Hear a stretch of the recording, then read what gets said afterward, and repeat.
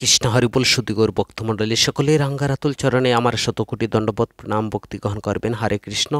আজকে আমরা আস্বাদন করব শ্রীমদ্ ভাগবতের প্রথম স্কন্দের প্রথম অধ্যায়ে যে বিষয় সম্পর্কে আমরা আজকে জানব। পরম সত্যের সংজ্ঞা, শ্রীমদ্ ভাগবতের মহিমা এবং বাস্তব ধর্ম, শ্রীমদ্ ভাগবতের সুমিষ্ট স্বাদ আস্বাদনের আহ্বান, পরমেশ্বর ভগবান ভক্ত সন্তুষ্টি বিধানের জন্য ঋষিগণ যজ্ঞ করতে যে সমবেত হয়েছেন, সুত গোস্বামীকে আসন প্রদান এবং তার মহিমা কীর্তন, কলিযুগের অধিবাসী শ্রবণের আগ্রহ এবং নমিসারণ্যের ঋষিরা ৬টি প্রশ্ন করেছিলেন সুত গোস্বামীর কাছে।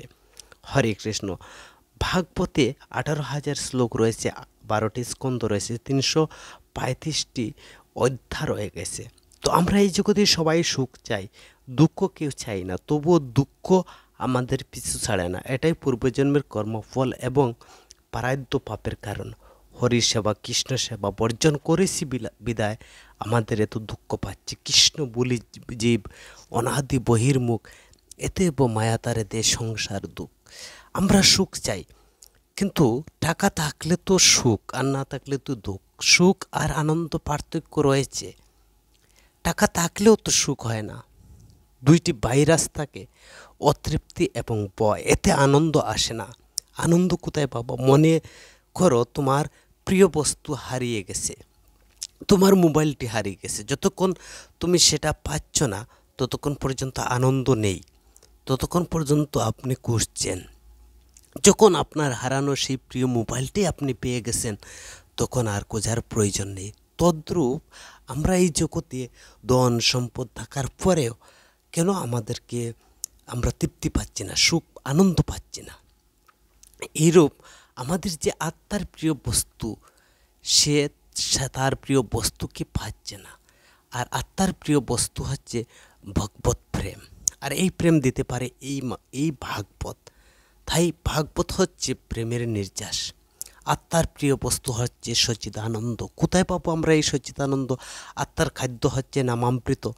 দেখে আমাদেরকে শাস্ত্র কী বলে? ব্রহ্মসংহিতায় বলছেন, ঈশ্বর পরম কৃষ্ণ সচ্চিদানন্দ বিগ্রহ অনাদিরাদি গোবিন্দ সর্বকারণের কারণম। গীতায় ভগবান বলছেন, আমাকে পেলে আর কোনো কিছু পাওয়ার বাকি থাকে না, একমাত্র ভগবানই হচ্ছেন সচ্চিদ আনন্দ। পদ্ম পুরাণে প্রথম বন্দনা করছেন পদ্ম পুরাণের ঋষি, সচ্চিদানন্দ রূপায়স্ত বিশ্ব প্রত্যাদি তবে তাপত্রয় বিনাশায় শ্রীকৃষ্ণ অভয়ম নামা। পদ্ম পুরাণে এখানে ৯টি তত্ত্বের কথা বলছেন। ভগবান প্রকাশ স্বরূপ, জ্ঞান স্বরূপ, আনন্দ স্বরূপ। ভগবানের আনন্দ স্বরূপ সৎ, অর্থাৎ সত্যের বিনাশ নেই, এটা ভগবানের স্বরূপ। চিৎ অর্থ হচ্ছে লাইট বা প্রকাশ। তিনি সৃষ্টি স্মৃতি লয় এবং কারণ, তিনি দুঃখ হরণ করেন। শরণাগত ভক্তের দুঃখ নেই, যদি আসে দুঃখ তাকে, তারা দুঃখকে দুঃখ মনে করে না, তারা সদা সর্বদা আনন্দময় থাকে। বেদে আমরা দেখতে পারি কি বলছে। বেদের প্রথম শ্লোকে সেখানে বলছেন, আনন্দ ব্রহ্ম রস বৈস যত নাম দিবন্ত আনন্দ বপতি। ব্রহ্মরস দিয়ে তৈরি, তিনি রস আস্বাদন করেন আর জীবকে রস আস্বাদন করান। বেদ অপুরুষ্য। বেদে 3টি খণ্ড রয়েছে, জ্ঞানকাণ্ড, কর্মকাণ্ড, ভক্তিকাণ্ড। জ্ঞানকাণ্ড 15,000 শ্লোক রয়েছে। সেখানে জ্ঞান দ্বারা মনকে সংযত করা, এটা হচ্ছে জ্ঞানের কথা। কিন্তু কলির যুগে কি তা সম্ভব? অর্জুন জিতেন্দ্রীয় থাকার পরেও তবুও তিনি বলছেন, মন চঞ্চল, বসে আনা কঠিন। যদি কেউ করে তার ফল হবে ব্রহ্মাকে, বা তার ফল পাবে, সে ব্রহ্মাকে জানবে, ব্রহ্মলোকে যাবে। গীতায় ভগবান অষ্টম অধ্যায় 8-16 নং শ্লোকে সব বলছেন, ব্রহ্মলোক আসছে পুনরাবৃত্তি অর্জুন। যে ব্রহ্মলোকে গেলেও আবার পৃথিবীতে ফিরে আসতে হবে। তাহলে আমার এই যে জ্ঞানকাণ্ডের দ্বারা আমার লাভ কী হলো? আবার যদি ভ্রমণ করতে হয়, বিভিন্ন জনিতে জন্ম লাভ করতে হয়। কর্মকাণ্ড কি বলছে দেখি তো। কর্ম বলতে যোগ্য কেউ বোঝায়, যদি কেউ করে, কর্মের ফল হচ্ছে স্বর্গলাভ, আর স্বর্গে চলে গেলে তার পতন হবে। গীতায় ভগবান বলছে না, জিঘার্থ কর্ম নেত্রম লোকম কর্ম বন্দনম। বিষ্ণু পৃথ্বী বিধান পেতে রেখে যে কর্ম করা হয় তা হচ্ছে কর্মের বন্ধন। তাহলে তো দেখা গেল আমাদের জ্ঞানকাণ্ডে আনন্দ পেলাম না, কর্মকাণ্ডেও আনন্দ পেলাম না। দেখি ভক্তিকাণ্ডে কি বলে। ভক্তি অর্থ হচ্ছে সেবা। এটা সেবার অধিকার অর্জুন সম্পন্ন আমাকে অর্পণ করো, মুক্তভাবে আমাকে অর্পণ করো এবং আমার শরণাগত হও, আমি তোমাকে মুক্ত করব। যা ভগবান গীতায় বলছেন, গীতায় 10ম অধ্যায়ের 10 নং শ্লোকে বলছেন, তেষাং সততা যুক্তানাং প্রজন্ত পিতি পূর্বক দধামি ভক্তি জীবনং বুদ্ধি জীবনং তৎ মম প্রায় আন্তিতে। নিত্যযুক্ত ভক্তি দিয়া ভজন করলে আমি এমন বুদ্ধি প্রদান করি, সে বুদ্ধির দ্বারা এবং সে আমাকে লাভ করবে। কোনো ভাগ্যে কোনো জীবের শ্রদ্ধা যদি হয়, গুরু অন্তর্যামী রূপে শিখাইয়া লয়। ভক্তি কি? নারদ মুনি বলছেন, ভক্তির সংজ্ঞা দিচ্ছেন যে ভগবানের কাছে সকল কর্ম অর্পণ করা, মুহ্য খালের জন্য বিস্মরণ না হওয়া, এটাই হচ্ছে ভক্তি। আর পরাশর মুনি তিনি ভক্তির একটি সংজ্ঞা প্রদান করেছেন। তিনি বলছেন, ঈশ্বরের ইত্যাদিতে গভীর অনুরাগকেই ভক্তি বলে। শাণ্ডল্য মুনির মতে আত্মার অবিরোধী এবং যে সেটাকে ভক্তি বলে। তো মহাপ্রভু তিনি কলির যুগের পামর অবতার শ্রী চৈতন্য মহাপ্রভু, তিনি আমাদেরকে ভক্তির একটি সংজ্ঞা প্রদান করেছেন। তিনি কি বলছেন? তিনি বলছেন যে ভক্তির স্বরূপ হচ্ছে ব্রহ্মার সৃষ্টির রহস্যের কথা তিনি বর্ণনা করছেন। এই প্রেম ভক্তি হচ্ছে ভগবানের প্রতি সমাহিত চিত্তকে ভক্তি বলে। মহাপ্রভু বলছেন যে ভগবানের প্রতি সমাহিত চিত্তকে ভক্তি বলে। মহাপ্রভু বললেন, হে স্বরূপ, এই যে ভগবত তত্ত্বের কথা, ভক্ত ও ভগবানের অটল বিশ্বাসের পর ভক্তি, তারপর হচ্ছে অচলা ভক্তি। এটা যখন প্রেমে হবে, ভগবানকে পাওয়ার উদগ্রীব হবে, তখন জীব ভগবানের নামে গুণ কীর্তন শ্রবণ ভক্তি করবি, ধ্যান করবি। ভক্তির অর্থই হচ্ছে ভজন করা। ব্রহ্মা বলছেন না যে 10ম স্কন্দের 14 অধ্যায়ের 4 নং শ্লোকে, আত্মা উদ্ধারের শ্রেষ্ঠ ভজনই হলো কৃষ্ণ চিন্তা করা। তো ভাগবতের মূল বক্তব্য হচ্ছে ভক্তি। শুকদেব সর্বপ্রথম তিনি ভগবানের কথা শ্রবণ কীর্তন স্মরণ করার জন্য বলছেন। আর ভাগবতের 7ম স্কন্দের 5ম অধ্যায় 32 নং শ্লোকে সেখানে বলছেন যে ভক্তের চরণে না দললে ভগবানকে পাওয়া যায় না। পরীক্ষিতের শাপ হয়েছে, দেবতা অমৃত কলস নিয়ে এসেছেন, পরীক্ষিত তা গ্রহণ করেননি। তো এই যে হচ্ছে ভাগবতের নির্যাসই হচ্ছে একমাত্র ভগবানের প্রতি অনুরাগ, ভগবানের সমাহিত চিত্ত, ভগবানের শরণাগত হওয়া। আর এই ভক্তি লাভ করাই হচ্ছে ভাগবতের মূল প্রাতিপদ্য বিষয়। তো আমরা এখন ভাগবতের 1ম স্কন্দের 1ম অধ্যায়ের 1ম শ্লোক সেখান আমরা আলোচনা করব। হরে কৃষ্ণ। এই শ্লোকটা 1ম শ্লোকের 1ম অধ্যায়ে 1ম শ্লোকে সেটা পরম সত্যের সংজ্ঞা সেখানে বর্ণনা করা হয়েছে। ওম নমঃ ভগবতে বাসুদেবায় জন্ম আদি অস্য যত অম্বায়াদি ইতর্চ অভিজ্ঞসরাট তেনি ব্রহ্মহৃদস্য আদি কবে মুজ্জয়ন্তি যত সূর্যো তেজ ভারিমিদং যত বিনিময় যত্র তিসর্গম বিষাদাম্বন সেম্বন নিরস্তকোকাম সত্যম পরম ধীমহি। হে বসুদেবতনয় শ্রীকৃষ্ণ, হে সর্বব্যাপ্ত পরমেশ্বর ভগবান, আমি আপনাকে সশ্রদ্ধা প্রণতি নিবেদন করি। প্রকাশিত ব্রহ্মাণ্ডে সমূহের সৃষ্টি, স্মৃতি এবং প্রলয়ের কারণ, প্রত্যক্ষ পরোক্ষভাবে সব কিছু সম্বন্ধে তুমি অবগত। সরাট অর্থ হচ্ছে সম্পূর্ণরূপে তুমি স্বাধীন। আদি কবি ব্রহ্মার হৃদয়ে সর্বপ্রথম বেদজ্ঞান প্রদান করেছিলেন। এমনকি ভগবানকে জানতে গিয়ে মহান ঋষিরা পর্যন্ত, স্বর্গের দেবতারা পর্যন্ত মুহ্যমান হয়ে পড়েন। ঠিক যেমন মহাচন্ন হয়ে পড়লে আগুনে জল দর্শন হয় অথবা জলে মাটি দর্শন হয়। তার প্রভাবে জড় প্রকৃতির 3টি গুণের মাধ্যমে জড় জগতের সাময়িকভাবে প্রকাশিত হয়। ধাম্বনা সেম্বন নিরস্ত কুহুকাম, জড় জগতের মোহ থেকে সম্পূর্ণরূপে মুক্ত হতে তার ধামে নিত্য বিরাজ করে। সত্যম পরম ধীমহি, আমি সেই পরম সত্যের পরম ভগবান শ্রীকৃষ্ণের ধ্যান করি। তো এই বিষয় সম্পর্কে আমরা চৈতন্য চরিতামৃতে দেখতে পাচ্ছি। সেখানে শ্রীলোককৃষ্ণ দাস কবিরাজ তিনি চৈতন্য চরিতামৃতে বলছেন, অন্তর্যামী ঈশ্বর এই রীতি হয়, বাহিরে না করে কহে বস্তু প্রকাশে হৃদয়। স্বরূপ লক্ষণ তার তটস্থ লক্ষণ, আর এই দুই লক্ষণ বস্তু জানে মুনিগণ। আকৃতি প্রকৃতি স্বরূপ, স্বরূপ লক্ষণ আর কার্য দ্বারা জ্ঞান এই তটস্থ লক্ষণ। ভাগবত আরম্ভে ব্যাস মঙ্গলাচরণ আর পরমেশ্বর নিরূপিল এই দুই লক্ষণ। তো এখানে পরম সত্যের কথা বর্ণনা করছেন। তো জন্মোধ্যায়যত, যার থেকে অভেদ সর্ব অভিধেয় মূল সংকীর্তন রূপে আখ্যায়িত করে যে শুদ্ধ কৃষ্ণভজন উদ্ভূত প্রবর্তিত করেছেন এখানে। তো এই থেকে আমরা যে মুধ্যায়ান্তিজাত সুরেও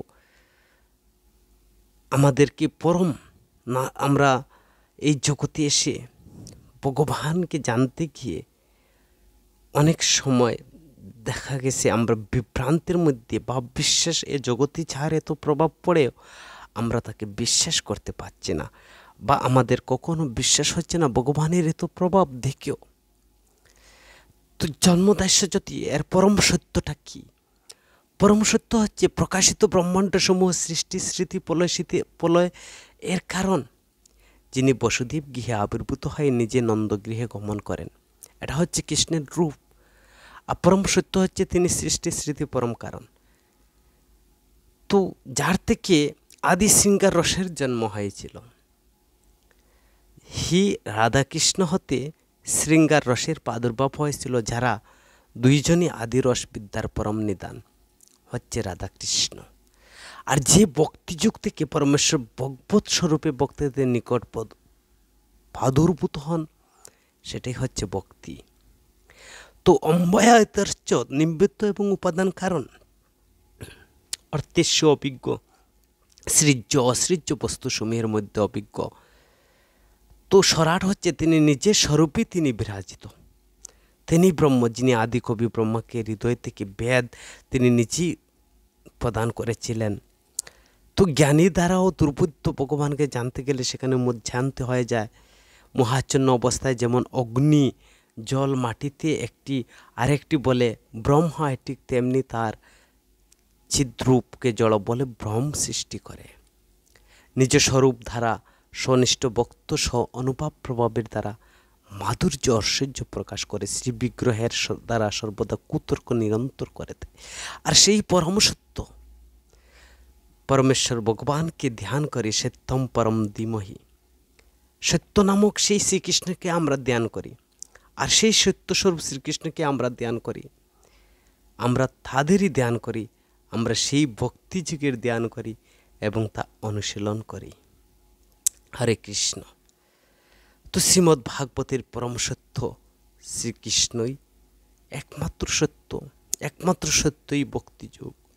তো এই শ্লোক থেকে ব্যাসদেব তিনি সর্বপ্রথমে তিনি প্রার্থনা করছেন, মঙ্গলাচরণ করছেন, ধাম্মনা সেম্বনা নুরস্তু কুকং সত্যম পরম ধীমহি।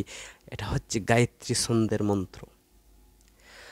তো ভাগবতের প্রথম স্কন্ধের প্রথম অধ্যায়ের দ্বিতীয় শ্লোকে সেখানে শ্রীমদ্ ভাগবতের মাহাত্ম ঐশ্বর্য পরম সত্যের সংজ্ঞা তো বলছেন এবং মাহাত্ম্য সম্পর্কে সেখানে বলছেন। ধর্ম প্রজ্জিত কৈবর্ত পরম নির্মৎসরাম বেদ্ধম বাস্তবন্তু শিবদম তাপত্র উন্মূলম শ্রীমদ্ ভাগবতে মহামণিকৃতে কিংবা পরবিশ্বর ঈশ্বর শুদ্ধ রুদ্ধ অবরুদ্ধ কৃতিবিশু তৎক্ষণাৎ। তো এই শ্লোক দ্বারা ভাগবতের যে ঐশ্বর্য বা মাহাত্ম্য প্রকাশ করছে। ধর্ম প্রযোজিত কৈতবা, ভক্তি মুক্তির বাসনা সম্পূর্ণরূপে বর্জন করতে হবে। ধর্ম তু সাক্ষাৎ ভগবত প্রণীতম, ভক্তি মুক্তি সম্পূর্ণরূপে বাসনা সম্পূর্ণরূপে মুক্ত করতে হবে। তাই ভাগবতের এটাই হচ্ছে মহিমা, এখানে কোনো মল নেই। তাই ভাগবতকে বলা হয় অমল পুরাণ। ধর্ম নামে পৃথিবীতে যত কিছু চলে, ভাগবত কহে তাহা পরিপূর্ণ চলে। তো ধর্ম প্রযোজিত কৈবর্ত, এখানে কোনো আশা আকাঙ্ক্ষা, কোনো মল নেই, জলবিষের কোনো কথা নেই। সেটাই হচ্ছে ধর্ম প্রযোজ্য। এইসব বাদ দিতে হবে। জড়ধর্ম, বাসনা, কামনা নিয়ে, মনের ইচ্ছা নিয়ে ধর্ম করা, ধর্ম অর্থ কাম মুখ্য। তো প্রজ্জিত ধর্মকে এখানে বাদ দিতে হবে। ভগবানের যে ভক্তির সঙ্গে আমরা পূর্বে শুনেছি, মহাপ্রভু বলছেন ঈশ্বরের সমাহিত চিত্তে ভগবান কৃষ্ণ পরম সত্য, ধর্ম প্রজ্জিত কৈবর্ত পরম সত্য। পরম সত্য প্রকাশ বলছেন যে সর্বশ্রেষ্ঠ সুসাধ্য ফলপ্রাপ্তি উপাধ্যায়ে শুদ্ধ ভক্তি যুগারূপ অবিধয় বিশেষভাবে প্রকাশিত। পর অর্থ হচ্ছে পরমাত্মা যাহার দ্বারা মাপা যায় এমন ধর্ম, কিংবা পর অর্থ হচ্ছে শত্রু অর্থ সংসার যার দ্বারা লয় করা যায়। নির্মৎস্য সারাংশ ধাম বৈদ্যাম, যা কেবল সর্বোত্তভাবে নির্মৎসর ভক্তরাই হৃদয়গম করতে পারে। শাস্ত্রসমূহের অপেক্ষায় শ্রেষ্ঠতা বর্ণিত হয়েছে বাস্তব বস্তু ভগবানের স্বরূপ, নাম রূপ গুণাদি বৈকুণ্ঠ ধামসমূহ ভক্তগণের ভক্তি, এছাড়া অন্য সব অবাস্তব। এখানে বলছেন যে প্রথমে আমরা দেখছি যে ধর্ম প্রজ্জিত কৈতব মানে বাসনাযুক্ত সম্পূর্ণটাকে ত্যাগ করা, আর নির্মৎস্য সারাংশতাম বিদ্যম, যা কেবল সর্বোত্তভাবে নির্মৎসর ভক্তরা। ভগবান গীতায় নবম অধ্যায় বলছেন নির্মৎসর হতে হবে, অর্জুনকে বলছেন। তো অর্থাৎ আমরা ভগবানের স্বরূপ, ভগবানের রূপ, গুণাদি বৈকুণ্ঠসমূহ ধামসমূহ এবং ভগবানের ভক্তগণের ভক্তি, এছাড়া বাকি সব হচ্ছে অবাস্তব। সেটাই ভাগবত মাহাত্ম্য এবং ভাগবতের ঐশ্বর্য। জ্ঞানকাণ্ড বিষয়ক শাস্ত্রসমূহের অপেক্ষায় শ্রেষ্ঠ বর্ণিত হয়েছে শিবদম। শিবদম অর্থ হচ্ছে পরমা আনন্দদায়ক, তাপত্র উন্মিলম, তিতাপ সমূলে যিনি উদ্ঘাটন করে, এই ভাগবত তিতাপকে সমূলে উদ্ঘাটন করে। কাকে করে? ধর্ম প্রজ্জিত, যারা যে সব কামনা বাসনা মুক্ত এবং বাস্তব বস্তুটাকে ধরেছে, যিনি জানেন যে আমি ভগবানের নিত্য দাস, ভগবানের লীলা গুণ কথা আস্বাদন করেন, সেই ব্যক্তির কি হচ্ছে তিতাপে সমূলে উদ্ঘাটিত হয়। আধ্যাত্মিক তাপ, মায়াবাদ, ফলভোগ আদি দৈবিক তাপ, ইন্দ্রিয়ের প্রবৃত্তি দেবতা প্রদত্ত, প্রেত প্রবৃত্তির অপদেবতার প্রদত্ত যেসব আদি দৈবিক তাপ বলা হয়, আদি ভৌতিক ক্লেশ, এগুলো কীভাবে প্রাপ্ত হয়? যেমন জরায়ুজু, অন্ডজ, শ্বেতজ, উদ্ভিদ, এইভাবে। তো শ্রীমদ্ ভাগবত মহামণিকৃতে বর্ণনা করছেন যে মহামণি বেদব্যাস উপলব্ধির পরিপক্ক অবস্থায় তিনি এই শ্রীমদ্ ভাগবত রচনা করেছেন।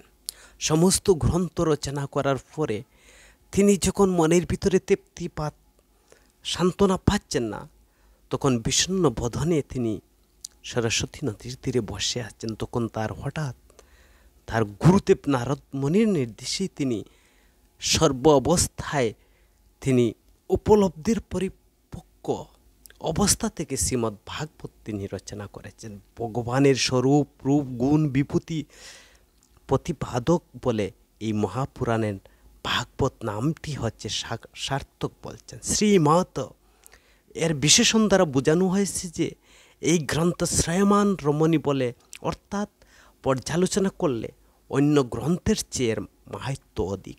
কিংবা বা পরে বিশ্বের অন্য কোনো শাস্ত্র গ্রন্থের আর কি প্রয়োজন? কিংবা পৈর ঈশ্বরে শুদ্ধ রুদ্ধ অবরুদ্ধ, পরমেশ্বর ভগবান অবিলম্বে হৃদয়ে অবরুদ্ধ হন, অর্থাৎ হৃদয় থেকে নির্গম করতে পারেন না। ঈশ্বর অবরুদ্ধ শ্রদ্ধা ব্যতীত সাধিত, অর্থাৎ এটা হচ্ছে শ্রীকৃষ্ণ কর্ষিণী মহাবিদ্যা। এই যে ভগবানকে হৃদয়ের মধ্যে আটকানো বা হৃদয়ের মধ্যে রাখা, সেটা হচ্ছে শ্রীকৃষ্ণ আকর্ষণিকা মহাবিদ্যাই হচ্ছে সদ্য রুদ্ধ এই শ্রীমদ্ ভাগবত।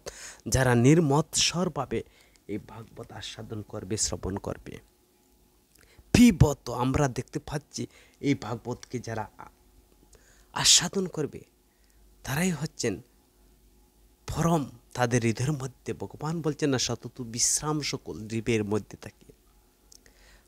তো কৃতিভিবি সুস্মৃত তৎক্ষণা কেউ যখন শ্রদ্ধাবনত চিত্তে একাগ্র চিত্তে এই ভাগবতের বাণী শ্রবণ করবে, ভাগবত কথা আস্বাদন করবে, তখন তার এই ভাগবতের বাণী যারা শ্রবণ করবেন, অর্থাৎ দুষ্কৃতিগণ বহু বিলম্বেও ভগবানকে লাভ করে থাকে। শ্রবণে ইচ্ছুক, শ্রবণ করার ইচ্ছা মাত্র করেছে, এখনও শ্রবণ করেনি, ভগবান তৎক্ষণাৎ হৃদয়ের মধ্যে অবরুদ্ধ হন। শ্রবণে ইচ্ছা জাগছে, হরে কৃষ্ণ, শুধুমাত্র তার মনের ভিতরে জাগছে আমি ভাগবত শ্রবণ করব, কিন্তু তার ফলেও ভগবান তার হৃদয়ে আবদ্ধ হয়ে যান। অর্থাৎ শ্রীমদ্ ভাগবত অনুশীলনের ধারা সেই কোণ হতে আরম্ভ করে তাদের শ্রবণের ইচ্ছা উৎপন্ন হয়। শ্রদ্ধার পূর্ব হতে শ্রবণ করতে থাকলে প্রেম উৎপন্ন হয়। আর কেউ যদি শ্রদ্ধার সাথে শ্রবণ করেন তাদের তো কথা আর বলা বাহুল্য। তো কৃত্রি বিষ সুশিস বিষ তৎক্ষণাৎ শ্রবণে ইচ্ছুক। অত্র অর্থ হচ্ছে তিনবার বলা হয়েছে। প্রথম অত্র হচ্ছে ভাগবত অনুশীলনে ঈশ্বর অবরুদ্ধ হন, অন্য শাস্ত্র অনুশীলন হন না। অত্র অর্থ হচ্ছে শ্রীমদ্ ভাগবত অনুশীলনে বাস্তব বস্তুকে জানা যায়, অন্য শাস্ত্রের দ্বারা জানা যায় না। তৃতীয় অত্র হচ্ছে যে শ্রীমদ্ ভাগবত অনুশীলনের অকৈত ধর্ম নিরূপিত হয়েছে, অন্য শাস্ত্রে যা হয়নি। এই দ্বারা অন্যান্য যুগের নিষেধ করা হয়েছে। চৈতন্য চরিতামৃতে বলা হয়েছে যে অজ্ঞান তমের নাম কহি কৈতব ধর্ম অর্থ কাম মুখ বাঞ্ছে আদি সব, তার মধ্যে মুখ্য ভাঞ্চা কৈত প্রদান, যাহা হইতে কৃষ্ণ ভক্তি হয় অন্তর্দান। কৃষ্ণ ভক্তি বাধক যত শুভাশুভ কর্ম, আর সেই এক জীবের অজ্ঞাত ধর্ম। দুসঙ্গ কহি কৈতব আত্মবঞ্চনা, কৃষ্ণ কৃষ্ণ ভক্তি বিনে অন্য কামনা। কৃষ্ণ ভক্তি স্বরূপ শ্রীমদ্ ভাগবত, তাতে বেদ শাস্ত্র হইতে পরম মহৎ। সে কথাটা বলছেন চৈতন্য চরিতামৃতের মধ্যলীলার 25 অধ্যায়ের 150 নং শ্লোকে। তো ভাগবতের প্রথম অধ্যায় আমরা 3 নং শ্লোকে সেখানে বর্ণনা করেছেন নিগম গলিত সকল সত্যের সত্য চরম সত্যের নিগম প্রকট হয়েছে, তা হতে নিগম বা বেদ বলা হচ্ছে। নিগম অর্থ হচ্ছে বেদ। তো গলিত বৃক্ষের পক্ষ হয়ে স্বয়ং পতিত হয়েছে, কিন্তু কেউ বলপূর্বক পতিত করেনি, সে কথা বলছেন। পিবত, পক্ষের বক্ষণ করতে না পারলে পান করতে বলা হয় কেন? উত্তরে বলা যায় যে আম প্রভৃতি ফলের ন্যায় কুষা আটি প্রভৃতি হে অংশ না থাকায় সমস্ত ফলটি পান করা যায়। লয়, রস আস্বাদন জানিতে অষ্টম সাত্ত্বিক ভাব প্রলয় থাকতে সেই পর্যন্ত পান করুন অষ্ট সাত্ত্বিক ভাবের দ্বারা। এই ফল পানের দ্বারা কী হবে? স্তম্ভ পৃথিবী সাত্ত্বিক ভাবের উদয় হবে। আর সেই প্রলয় দশাতে পানের অস্পষ্টতা হেতু যেহেতু বিরাম হয়, তাহলে পুনরায় প্রবুদ্ধ হন, আবার প্রলয় পর্যন্ত পান করুন, কিন্তু পরিত্যাগ করবেন না। এই জন্য বলা হয়েছে মুহুর পান করতে হচ্ছে। সুকাম মুকামৃত পরম ঊর্ধ্ব চূড়ামণি শ্রী নারায়ণের শাখা থেকে সুকমুখা, নারায়ণ থেকে ব্রহ্মা, ব্রহ্মা থেকে নারদ, নারদ থেকে ব্যাসদেব, ব্যাসদেব থেকে শুকদেব, সুত প্রবৃত্তির শাখা ধীরে ধীরে এই অখণ্ডিত ভাগবত শুক নিজেই তিনি চক্ষুর দ্বারা অমৃত নিষ্কাশনের দ্বারা দিয়েছেন, সেই জন্যই তা আরও রসাল হয়েছে। সেই জন্য গুরু পরম্পরা ব্যতীত নিজের বুদ্ধি বলে শ্রীমদ্ ভাগবত আস্বাদনের হলে আংশিক পানা অশক্তি সূচি হয়। তো আমরা দেখতে পাচ্ছি যে এই হচ্ছে ভাগবতের প্রিয় কথা। ভাগবতের আমরা জানলাম যে পরম সত্য, ভাগবতের ঐশ্বর্য এবং ভাগবত পিবত পিপাসু। তো নৈমিষারণ্যের ঋষিরা যজ্ঞ আরম্ভ করছেন। ভাগবতের প্রথম স্কন্ধের প্রথম অধ্যায়ের 4 নং শ্লোক অনুযায়ী, যেখানে কামাদি শত্রুঘ্নকে শীঘ্রই বিনাশ করা যায়, তো সুত গোস্বামীর ঋষিদের কাছে প্রশ্ন জিজ্ঞাসা করছেন। ঋষিরা সুত গোস্বামীর গুণ বর্ণনা করছেন। সুত গোস্বামীকে তারা সর্বদা ব্যক্তিগত অনেক অসুবিধা হলেও তারা সর্বজীবের সুরুদ্ধ, পরমেশ্বর ভগবানের সেবায় জনগণের মঙ্গলার্থে সাধনে যুক্ত হয়েছেন। তখন ঋষিরা তার সুত গোস্বামীর গুণ বর্ণনা করছেন। তিনি হচ্ছেন নিষ্পাপ, মহাভারতের আদি ইতিহাস ও অষ্টাদশ পুরাণের সর্বশাস্ত্রে তিনি সদ্গুরুর কাছে অধ্যয়ন করেছেন, তিনি ব্যাখ্যা করেছেন। সর্বোত্তম বেদবিদ, ভৌতিক আদি ভৌতিক জ্ঞান সম্বন্ধে অভিজ্ঞ, সরল, নির্মল, বিনীত এবং শ্রদ্ধাশীল, এত গুণ ছিল সেই সুত গোস্বামীর কাছে। পুরুষের ঐকান্তিক শ্রেয়, আত্মহরি যাতে প্রসন্ন হন সেই শ্রেতবে সার কি? শ্রীকৃষ্ণের যে ভগবানের লীলা কথা তিনি আস্বাদন করতেন, তিনি সর্বশাস্ত্রে অভিজ্ঞ। বাসুদেব তারা প্রশ্ন করছেন, 6টি প্রশ্ন করেছিলাম, পুরুষের ঐকান্তিক শ্রেয় কি? এই জগতে জীবজগতের মঙ্গল কিসে হবে সেই কথাটি আপনি বলুন। দ্বিতীয় প্রশ্ন করছেন, প্রথম প্রশ্ন হচ্ছে ভাগবতের প্রথম স্কন্ধের প্রথম যে 9 নং শ্লোকে, আত্মাহরি যাতে প্রসন্ন হন সেই শ্রুতব্য। দ্বিতীয় প্রশ্ন হচ্ছে যে কী করলে ভগবানের সন্তুষ্টি বিধান করা যায় সেই সম্পর্কে। তৃতীয় প্রশ্ন করছেন বাসুদেবের চরিত্র কৃষ্ণ কথার উদ্দেশ্য কী? অবতারের চরিত্র পুরুষ অবতারের কথা বলুন। ভগবানের যশ উদার লীলা এবং লীলা অবতারণের কথা বলুন। শ্রীকৃষ্ণ অন্তর্ধানের পর ধর্ম কোথায় থাকবে সেই সম্বন্ধে আমাদেরকে বলুন। তো তারা এইভাবে 6টি প্রশ্ন করেছিলেন। হে আয়ুষ্মান জনসাধারণের পরম মঙ্গলের জন্য কিভাবে কল্যাণ সাধিত হবে? কলির জীবের অল্প আয়ু, অল্প বুদ্ধি। তো এইটি প্রশ্ন করছেন। বহু শাস্ত্রে আছে কর্তব্য কর্মের নির্দেশ, সমস্ত শাস্ত্রের সারমর্মটা বলুন। কি উদ্দেশ্যে ভগবানের দেবকীর গর্ভে আবির্ভূত হয়েছেন তাও বলুন। বিভিন্ন অবতারের লীলাকথা বর্ণনা করুন। দয়া করে বিভিন্ন তথ্য আমাদেরকে কৃষ্ণ সম্বন্ধীয় বলুন। বক্তা বড় কথা ছোটো করে, আর ছোটো কথাকে বড় করে কেন? ষষ্ঠ প্রশ্ন করেছেন যে ভগবান সদামে